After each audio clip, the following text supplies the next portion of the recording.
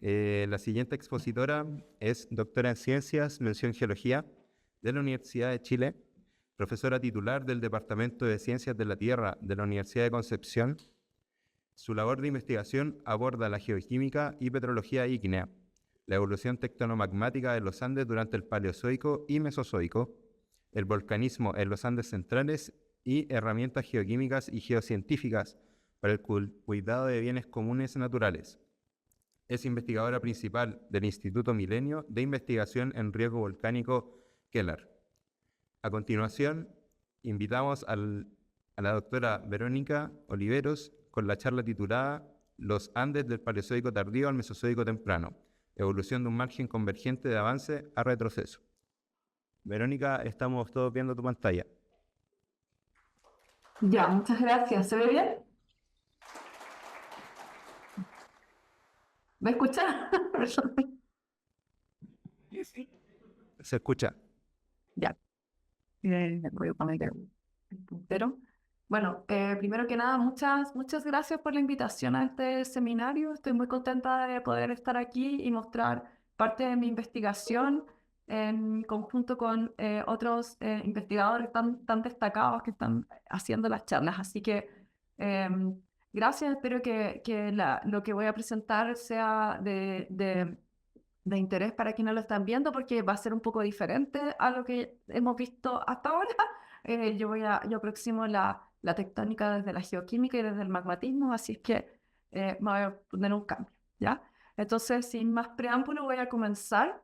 Primero, además de lo que me presentaron, decir que yo no soy parte del CERN-GEOIN, pero está aquí entre en los símbolos, digamos, los logos, porque esta investigación ha sido hecha en colaboración con el Plan Nacional de Geología, y si no fuera por ese plan, en realidad no tendríamos estos datos que, desde mi punto de vista, son bastante relevantes para entender un poco las cordilleras y los márgenes de subducción. Así es que hay una mención, digamos, a este plan que ha hecho tanto aporte al conocimiento científico de geología en los últimos 15, 20 años. Bien, partir entonces mostrando el contenido de la presentación. Voy a hacer una breve introducción sobre los márgenes en retroceso y en avance, la geología del complejo plutónico del batolito Chillel-Kilquienes, la geoquímica y el contexto tectónico se deriva de él, y finalmente algunas conclusiones. Bien, lo primero es definir lo que es un margen convergente de avance, que no sé si la traducción está muy bien, es un advancing convergent margin, y la otra es un retroceso, retreating convergent margin, en el que, bueno, aquí hay un resumen que hace Chelan en un artículo del año pasado. Puso más ejemplos, yo voy a poner solamente dos, de las características o sea, las condiciones en las que podemos tener márgenes de avance, en que la fosa avance hacia el continente, hacia la placa superior, digamos, solamente en respuesta a los estreses normales, o también de la cizaña basal asociada al flujo astenosférico. Y también podemos tener márgenes en retroceso, donde la fosa lo que hace es retroceder y avanzar hacia la placa que subducta y que genera extensión, tanto solo con los estreses normales o con la cizaña, ¿ya? Y se genera entonces un ambiente extensional importante, tanto en el arco como en el trasarco, ¿ya? Al contrario de los márgenes en avance, que se produce principalmente un acortamiento. Lo que a mí me parece interesante de esto es que Chelar también en ese artículo hace un resumen de lo que ocurre actualmente, y la mayor parte de los márgenes de subducción en este momento son neutros, es decir, no ocurre ni acortamiento ni extensión, pero aquellos que están en extensión son el doble de los que están en compresión. Entonces, los márgenes en compresión y este llamado arquetipo de la zona de subducción, que son los Andes centrales, en realidad son más bien representan una pequeña parte de las condiciones tectónicas de la subducción, quizás en todo momento, ¿ya? Por lo menos en el momento actual, pero podría ser en todo momento. Y además, las tasas de acortamiento producidas por los márgenes en avance, en compresión, acortamiento, son bastante más pequeñas que las tasas de extensión en aquellos márgenes que están en retroceso, ¿ya? Y son extensionales. Por lo tanto, los márgenes extensionales de los neutros son lo más importante, lo más frecuente dentro de los procesos de subducción. Y en ese contexto nos preguntamos qué ocurre con los Andes tempranos, es decir, lo que pasó entre 320 y 150 millones de años, ¿ya? No podríamos haber tenido, digamos, este contexto también. Y la investigación que voy a presentar se basa un poco en eso. La evolución tectónica de los Andes tempranos es un tema bastante controversial, porque el registro geológico no permite hacer quizás no permite, no, hasta el momento no se ha hecho como un análisis integrado, ¿ya? Se evidencian distintos contextos tectónicos y geológicos para lo que ocurre. Entonces, se ha interpretado como una subducción de margen compresivo, con un margen compresivo en avance para el carbonífero. Los colores que voy a presentar acá están con la escala que se ve acá: carbonífero, pérmico, hasta el jurásico clásico, ¿ya? También se ha planteado que puede haber ocurrido un magmatismo de antearco por una anomalía térmica en la parte sur de Chile. También se ha propuesto que se podría haber adosado un pequeño bloque continental o un relieve oceánico. Eso se propuso hace mucho tiempo y se retomó ahora hace poco. También que ocurrió una orogénesis por producto de una subducción plana durante el Pérmico. También que se puede haber producido un slab breakup, es decir, la placa que está subductando se rompe y se cae catastróficamente hacia el interior de la Tierra y genera un magmatismo importante y una orogenia. Después, la placa tiene el Triásico, que la placa continental se rompe, la litósfera se rompe, como diciendo un rifting. O también que la placa que está subductando se raja por tener distintos ángulos, se rompe y se produce lo que se conoce como un tear. Eso en el Triásico superior. Y finalmente, una subducción de margen en retroceso, en extensión, que ocurre durante el Jurásico. Y en la Patagonia también una rotura y caída de nuevo, se rompe el slab y se produce la rápida caída en el. Lo que nosotros hemos interpretado del análisis de todos los datos que existen y lo que nosotros hemos recopilado es que en realidad el proceso que podría haber ocurrido durante todo este tiempo es una subducción continua, 200 millones de años de subducción continua, en la que lo que ocurre principalmente es que podemos tener cambios desde subducción en un margen que está avanzando a subducción de un margen que está en retroceso. Es decir, cambiamos de contextos compresionales a extensionales a lo largo de este periodo. ¿Por qué decimos que hay subducción continua? Bueno, porque la química y la petrografía de los productos magmáticos es predominantemente entre el Carbonífero y el Jurásico, es predominantemente de afinidades calcoalcalinas. Hay un dominio de los elementos lineales sobre los HFCE, que es una característica de las zonas de subducción. Hay muchas andesitas y dacitas que son también características de la subducción y que representan como primer orden magmas que son oxidados e hidratados, ¿sí? Entonces, estas son evidencias geoquímicas y petrográficas que nos hacen pensar que la subducción puede haber sido un proceso continuo en ese tiempo, y eso también está en congruencia con las reconstrucciones globales, ¿sí? Por ejemplo, la de Young et al. Del 2016, ¿ya? También no hay evidencia, aunque eso no es una prueba, pero también es algo que para pensar, no hay evidencia geológica de que haya bloques adosados, que haya una corteza heterogénea desde el Carbonífero hasta el presente. Ya no se ha encontrado todavía. Sin embargo, lo que sí hay es que, aunque se mantienen estas características, hay un cambio en ellas en el tiempo, por lo que necesariamente deben haber cambios tectónicos en el magmatismo, ¿ya?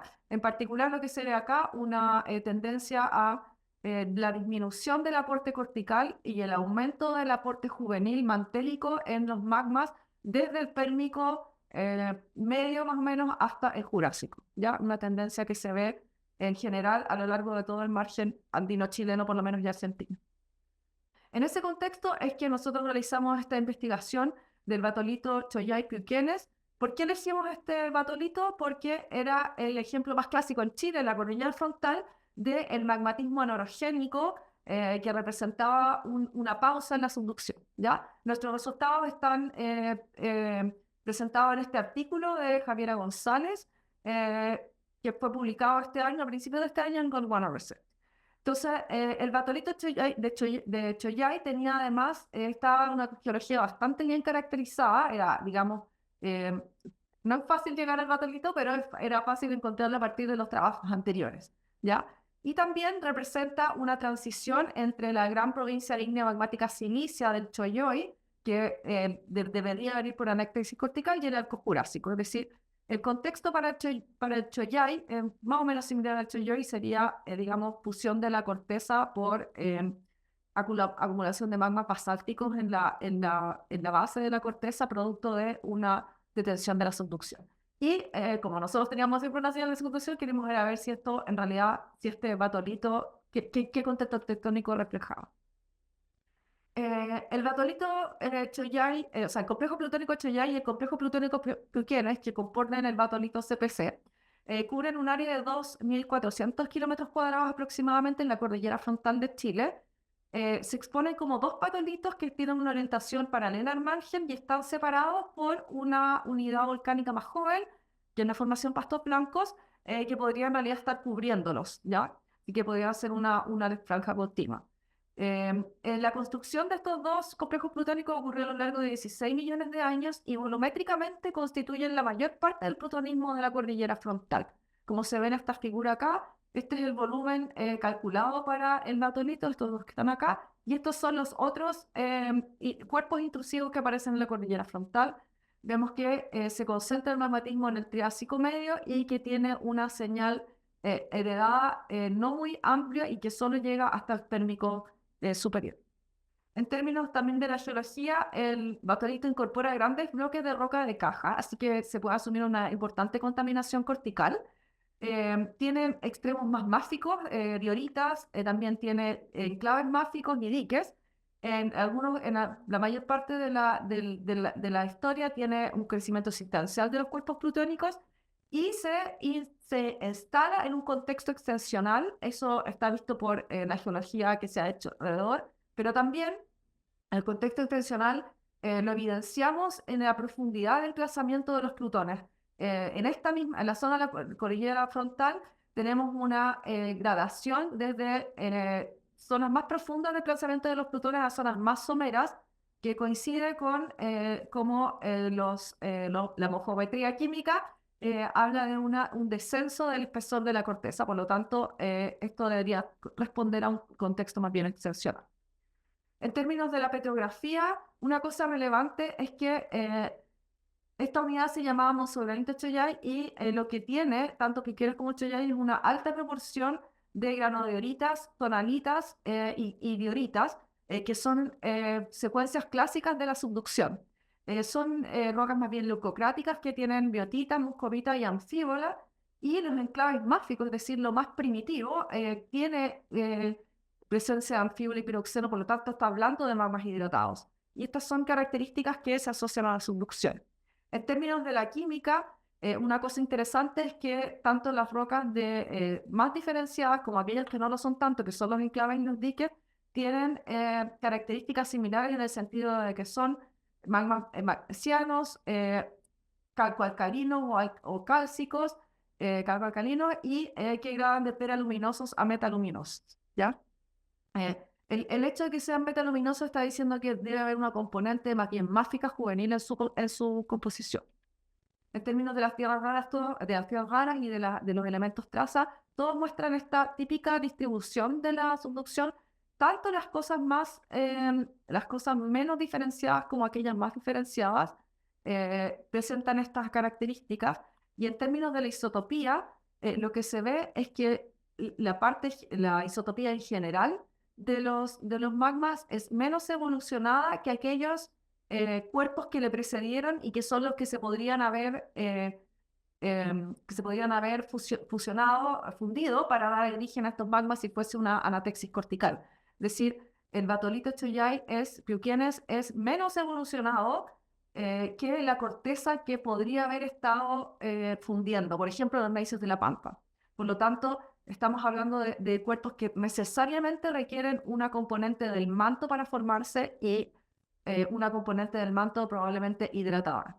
Esto también es una característica general de los magmas. Esta es una compilación que hice a través de los circones que muestran que el componente mantélico, que es ir a esta línea en el caso del oxígeno y hacia valores positivos en el caso del apneo, es una tendencia general de los magmas desde el Carbonífero al Jurásico.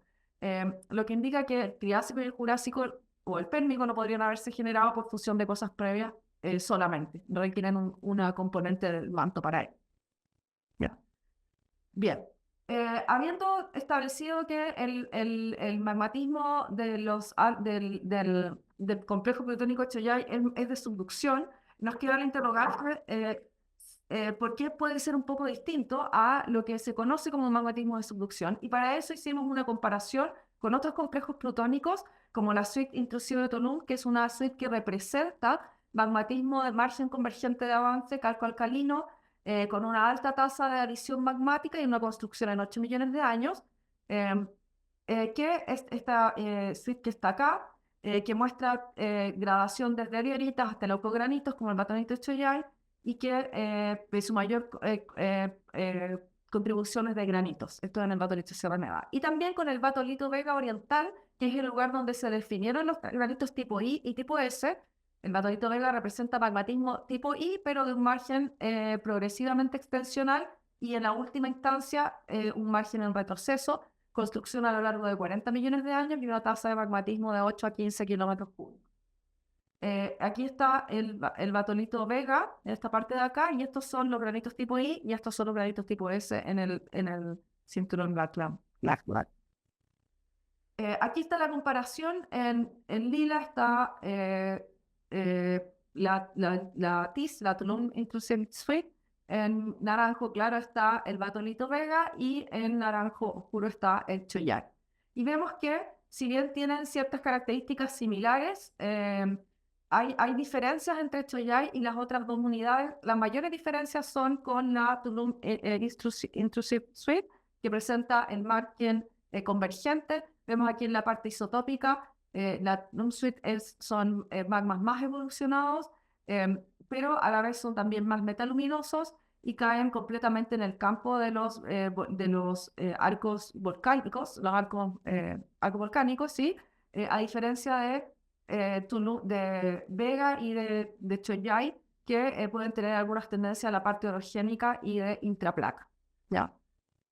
Estas diferencias nos llevaron a plantear el modelo de que Choyai Pukene representaba un magmatismo de subducción, pero de un margen en retroceso, y que hay evidencias geoquímicas que permiten corroborar esto, ¿ya? Y esta es nuestra figura final, que no está muy linda, pero muestra una parte estructural. Ahí donde tenemos el emplazamiento a través de estructuras más bien extensionales de los magmas, en contraste a las estructuras transpresionales que podrían ocurrir en un margen convergente, donde el arco también puede estar más lejos de la fosa y avanzando, retrocediendo hacia ella.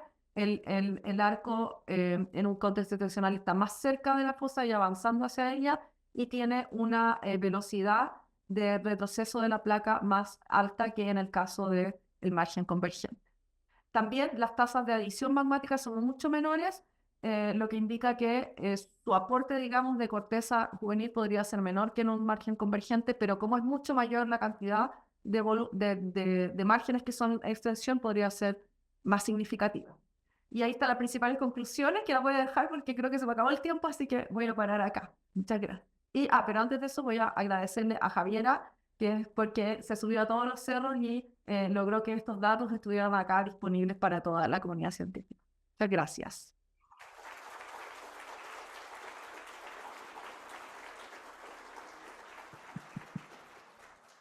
Muchas gracias por su charla, doctora Oliveros. Ahora vamos a dar 10 minutos para que se haga la ronda de preguntas. ¿Quién quiere comenzar?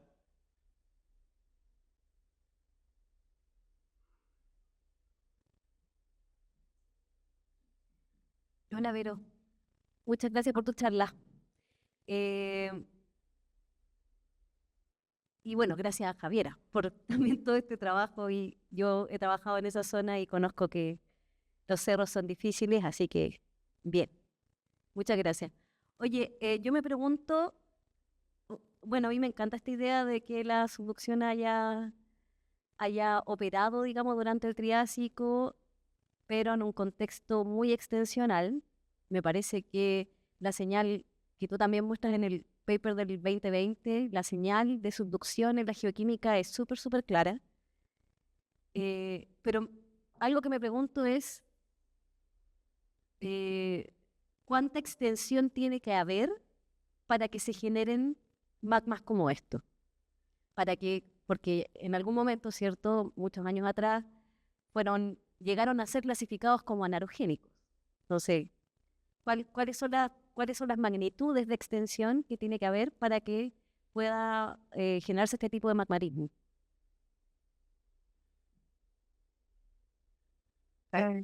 Sí, no sé si podría darte una cifra, pero digamos así solamente de forma cualitativa tiene que ser una extensión importante. Y hay que recordar sí que independiente del hecho de que el magmatismo tiene una señal de subducción hacia el interior del continente, en este periodo estaba ocurriendo extensión con seguridad y probablemente estaba prácticamente la litósfera a punto de romperse en Argentina. La señal en Argentina siempre es más anaerogénica en el Pérmico, en el Carbonífero del Pérmico, en el Triásico, incluso en el Jurásico. No, el Jurásico no hay mucho, pero es siempre más anaerogénica en el sentido que está más difusa la señal de la subducción. Por lo tanto, tiene que haber sido, o sea, bueno, siempre es una parte de Trajarco, digamos, pero en este periodo, sobre todo en el Pérmico y el Triásico, tiene que haber habido una extensión importante del continente ahí que llega hasta el arco, digamos, hasta el borde continental. Pero no sabría darte una razón. También los someros de los emplazamientos de los plutones indica que debe haber una extensión importante, la corteza haber estado bastante adelgazada en ese momento. Sí, y con una corteza adelgazada, pero con una componente también bien evolucionada, que es diferente a lo que ocurre en el Jurásico, donde tenemos una corteza adelgazada, pero parece ser más bien mástica. No sé si eso responde. Gracias.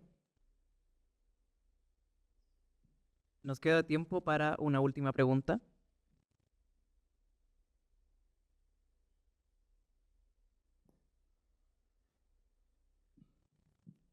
Hola, Vero. Una consulta. Cuando uno mira esta roca y después trato de buscar cosas parecidas más al norte, y que estoy totalmente de acuerdo con lo que tú planteas, se podría pensar en algo parecido a los lipsos, ¿no? Estas grandes provincias magmáticas que donde hay un magmatismo enorme. Cuando uno, por ejemplo, mira toda la zona de Tuina, magmatismo del Triásico inferior, edades de 220, 250 millones de años, ignimbritas por todos lados. ¿Cómo podemos juntar este estudio que tienes tú con también la componente volcánica que es enorme, que uno reconoce desde Copiapó hasta más arriba del Salar de Atacama? Ahí, ¿se puede pensar en algo así o no? ¿O es muy descabellado? ¿O una especie de inicio de core complex? ¿En qué estamos ahí? Sí, sí. No, sí, sí. O sea, no, a ver, el tema es que las LIDs son adiciones directas del manto hacia la corteza y generan estos grandes basaltos de platón que no están en este registro, ¿ya? Sí, hacia el interior de Argentina, tanto en el Pérmico como en el Jurásico, hay dos slips, que son las provincias silíceas, cuyo origen no está definido, porque en general en el globo, digamos, en la Tierra, no está muy claro cuál es el origen de las grandes provincias silíceas, pero al parecer están un poco asociadas a subducción. Pero sí pienso que puede estar asociado a flujos más vigorosos o productividades más altas del traspaso del manto hacia la corteza, ¿sí? Tanto de calor como de material, que genera gran cantidad de magmatismo, o también en el caso del térmico acá, puede estar fundiendo parte de la corteza, generando toda esta roca regolítica en Chilloy, que también se ven en el norte. Sí podría ser ese fenómeno. Pero me parece que con la cantidad de datos que hay ahora, eso no es tan posible estimarlo, ¿ya? Porque no... Lo que más hay es la parte petrográfica, y nosotros hemos hecho como estimaciones de volúmenes con la parte petrográfica, solo con las descripciones de los polígonos, de geología de los polígonos, y salvo lo que ocurre aquí en el Pérmico, que es una gran cantidad de magmatismo, en los otros periodos no se ve un magmatismo tan importante como para definirlo como una provincia magmática, pero sí hay momentos de pulso de magmatismo relevante. Sí. No sé si. Bueno, muchas gracias, doctor Oliveros. El grupo de Geología Estructural y Tectónica de la Universidad Andrés Bello le da las gracias por su presentación e investigación, por haberse dado el tiempo de estar aquí con nosotros.